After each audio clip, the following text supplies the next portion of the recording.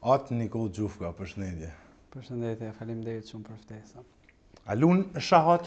Jo, nuk di të luaj shah. Si ka mundsi? Nuk di. Domino po dish. Po shah jo. Atë me ta bëj pyetje, po shoh kryqin se i ke në qafë. Po, Ashtë arit? po. Ku i merr fundit? Ku mund ta gjesh i kryq arit? Pse besoj se kushton. Po, kushton, po më është dhuruar nga një shqiptar i Zvicrës, që jeton në Zvicër, dhe ka shumë simbolika, që nga perlat e bardha, që simbolizojnë plisat e shqiptarëve, që nga krishti që është në qendër të kryqit, që simbolizon fanolin, që nga kryqi në vetvete që simbolizon vuajtjen, por gjithashtu edhe triumfin, dhe këto dy kuçedrat ose gjerprind anash simbolizojnë dy kishat armike të kishës shqiptare, armike në thonjza, kishën greke dhe kishën slave dhe kishën serbe. Dhe 4 gurët e rubinit këtu simbolizojnë 4 shtetet që është ndarë Shqipëria. Dhe kjo këtu simbolizon Kosovën, ky guri këtu në fund. Ashtë tentu në herë me ta vjell atë? Jo. Sepse besoj se ka një vlerë monetare begit madhe dhe Nuk kam vetëm te, kam edhe tjera, po nuk po i tregojmë këtu. Çfarë dallimi ka mes, sepse ju jeni një Prift ortodoks. Ortodoks. Pa. Ka dallimi mes ortodoksëve dhe katolikëve? Ka shumë dallime, e para është dallimi teologjik, dogmatik, për shkak se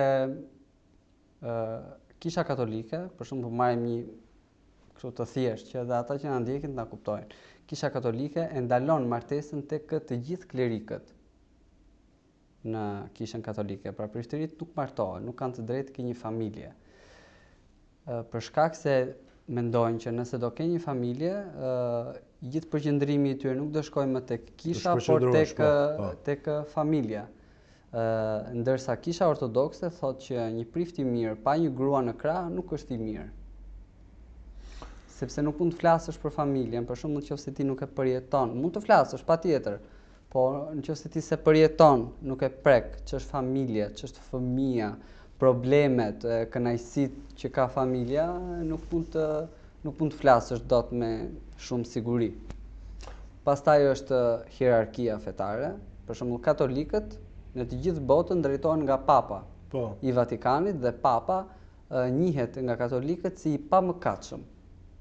Pra nuk bën mëkate Papa, ndërsa ortodoksët kanë patriarkanën ekumenike që ndodhet në Konstantinopoj ose në Stambollin e sotëm, që ka 2000 vjet që është atje, 1500 vite që është atje, dhe kanë patriarkun, por patriarku nuk konsiderohet si njeri i shenjtë, por konsiderohet si njeri normal, vetëm se ka një post më të lartë siç mund të kenë klerikët e tjerë ose edhe njerëzit edhe laikët.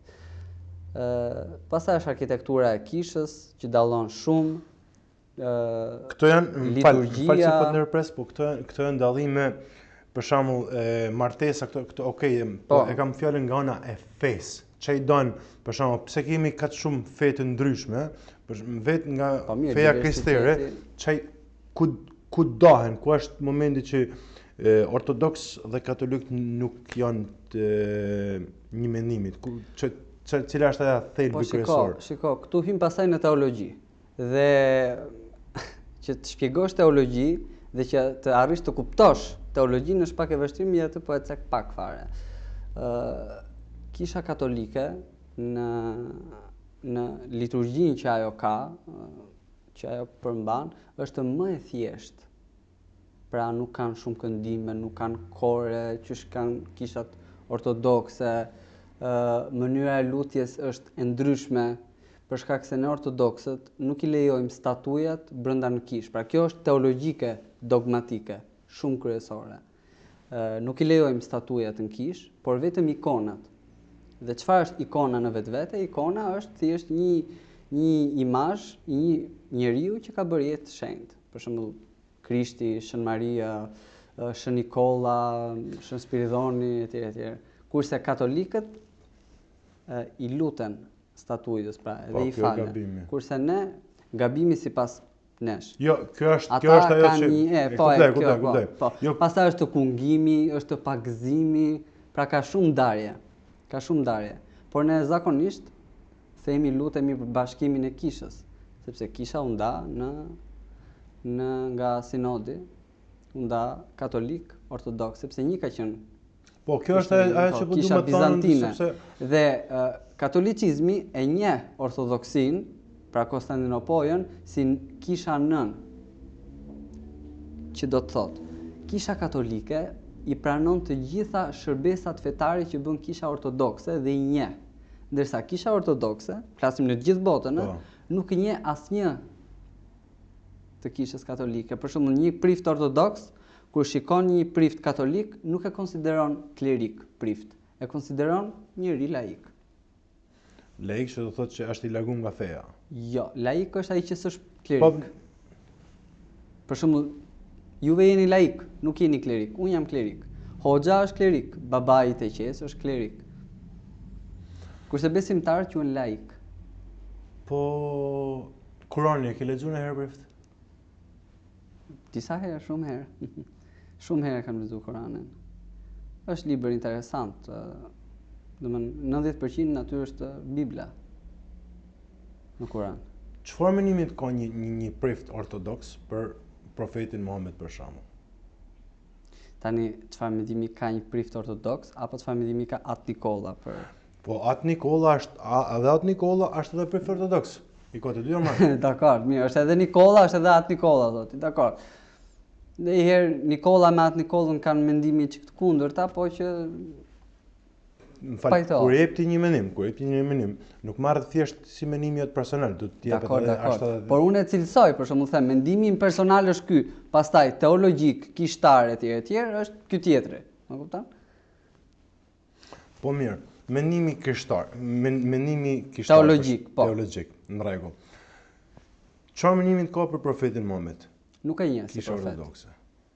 Asnjë krishter nuk e njeh si profet Muhammedin, për shkak se në një pasazh në Ungjil ose tek Bibla, Krishti thot: "Unë jam Alfa dhe Omega, fillimi dhe mbarimi. Kushdo që vjen pas meje, ju nuk do t'i besoni." Dhe vetëm për këtë varg, ne të krishterët nuk e besojmë Muhammedin si profet. Vetëm kjo është, absolutisht asgjë gjë tjetër.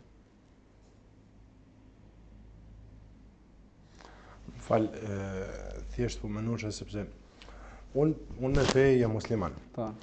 Edhe ne personalisht besojmë që çdo profet ishte profet duke filluar nga Adami që profeti i parë, duke filluar nga profeti Ibrahim, duke filluar nga Krishti, duke filluar nga Mojsiu, duke edhe deri te Muhamedi. Të gjithë këto i cilësojmë si profet të fesë. Edhe Muhamedi është i funit që ka ardhur dhe vazhdojmë ashtu si e respektojmë Jezu Krishtin, ashtu e respektojmë Muhamedit. Dakor, tu nuk po flasim për respekt. Këtu po flasim teologji, besim. Ne e njohim. Dakor, ne nuk e njohim.